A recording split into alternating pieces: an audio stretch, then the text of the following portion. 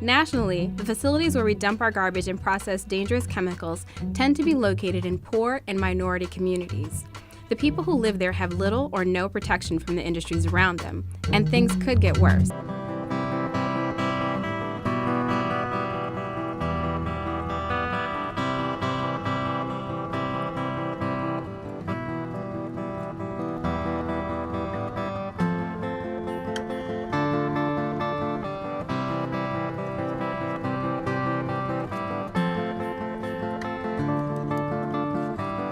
I don't know what's coming from that plant, but it's a stench that you've never smelled before. I mean, it is horrible. We have a high rate of cancer here.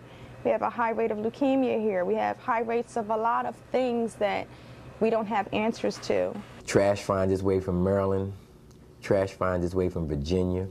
Trash finds its way from Jersey to Chester. Tons and hundreds of tons of debris from all over the New Orleans area was dumped on this site. Well, in the 80s, someone decided to build a subdivision there, and the consequences of having lived on top of a Superfund site for many people was death. There's this idea of environmental justice. It's pretty simple. Communities shouldn't be forced to deal with more pollution because they belong to a certain race, national origin, or income bracket.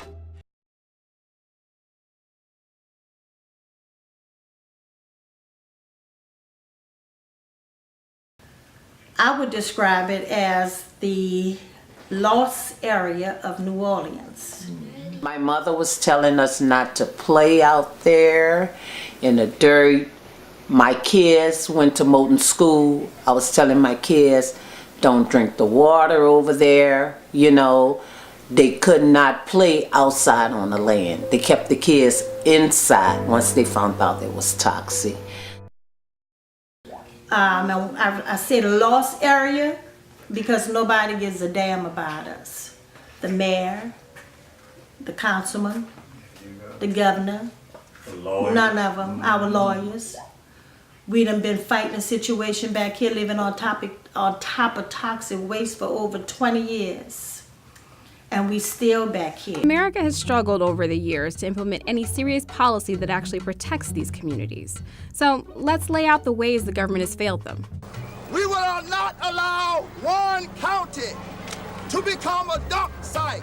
The fight for environmental justice took off in 1982, when residents of Warren County, North Carolina mounted mass demonstrations against a plan to dump contaminated soil in a landfill in their community. On September 15, 1982, trucks filled with the PCB-contaminated soil headed towards the landfill.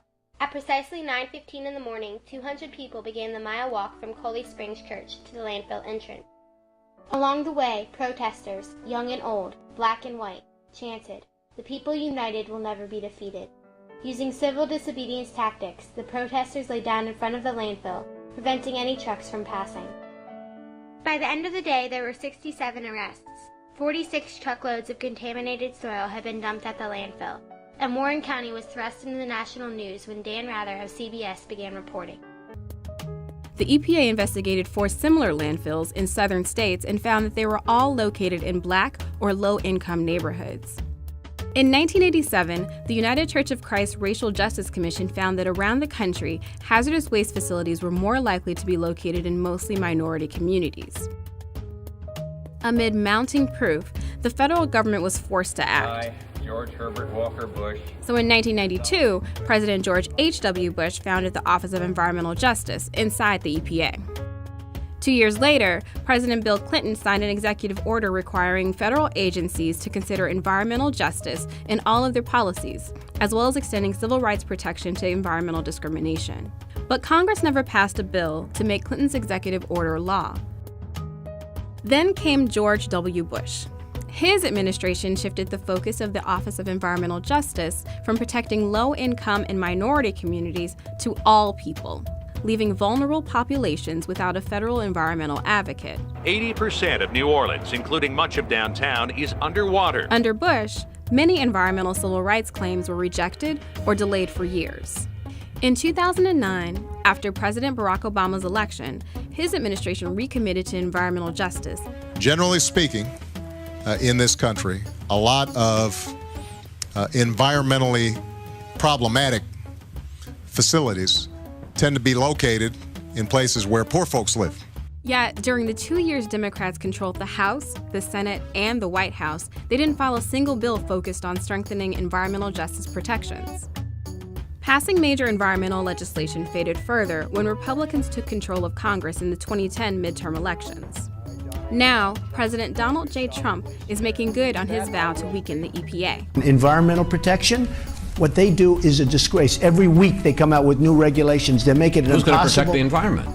We'll be fine with the environment. We can leave a little bit.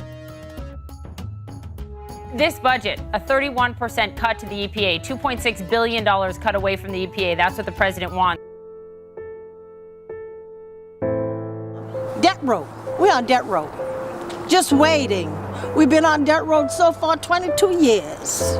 Just waiting for our time to come.